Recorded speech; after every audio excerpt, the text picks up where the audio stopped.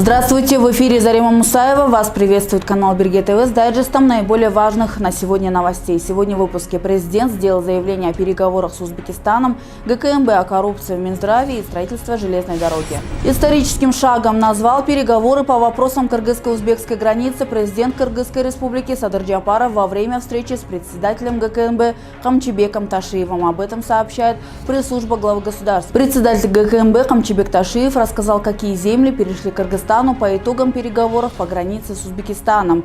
По его словам, больше спорных участков между странами не будет. Напомним, что переговоры правительственных делегаций двух республик по вопросам делимитации демаркации границы состоялись в Ташкенте 24-25 марта. Как отметил Ташиев, подписан итоговый протокол, согласно которому все оставшиеся участки госрубежей прошли процедуру описания по принципу обмена территориями. Стороны согласились провести описание на следующих участках: Кемпир-Абадское водохранилище, канал Шариханский, Гавайский, Каксерек, Баястан, Акташ, Ункурто и Карабелес. При этом будут проведены совместные полевые обследования всех описанных участков, а также двусторонние консультации. Далее пройдет процедура согласования документа с государственными органами Кыргызстана, а затем будет подписан межгосударственный договор, который впоследствии должен пройти процедуру ратификации в Джоркенеше, говорится в релизе. Следующее заседание правительственных делегаций пройдет на территории Кыргызской республики в ближайшее время. Ташиев резюмировал, что спорных участков на кыргызско-узбекской границе отныне не будет. Президент подчеркнул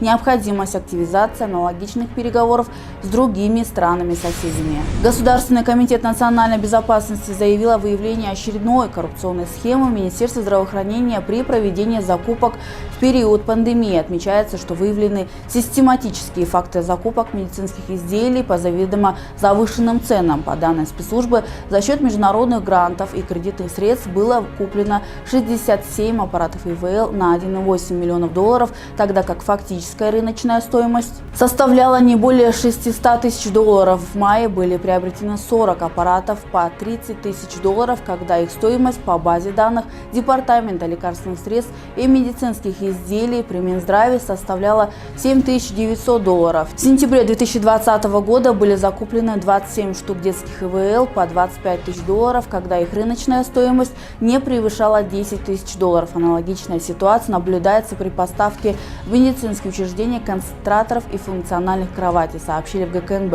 Спецслужба начала досудебное производство по факту коррупции, проводятся следственно-оперативные мероприятия.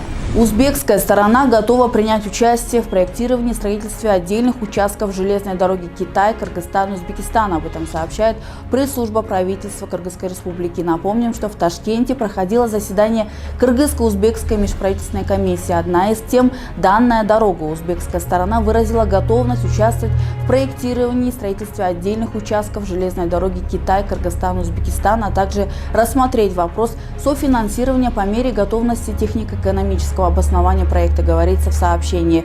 Впервые о проекте заговорили еще в середине 90-х годов, когда Китай начал активно строить и обновлять свою железнодорожную и автомобильную инфраструктуру. Также были подписаны первые документы о создании комиссии по железной дороге, в которую вошли представители трех стран – КНР, Кыргызстана, Узбекистана. В 2003 году было представлено первое технико-экономическое обоснование проекта, которое предполагало самый короткий маршрут по территории Кыргызской республики через перевал Туругар. Посольство Кыргызстана в государстве Катар принимает участие в 8-й международной выставке Агритео 2021 в Дохе. Об этом сообщили в диппредставительстве. По его данным, в выставке представлена отечественная продукция, различные сорта меда, сухофрукты и орехи, а также информационные материалы о кыргызских компаниях, специализирующихся на экспорте. В рамках экспозиции состоялся ряд онлайн-встреч с катарскими компаниями, работающими в сфере продажи продукции пищевой промышленности. Международная выставка Агритео проводится ежегодно и является отличной платформой для ознакомления с современными достижениями технологиями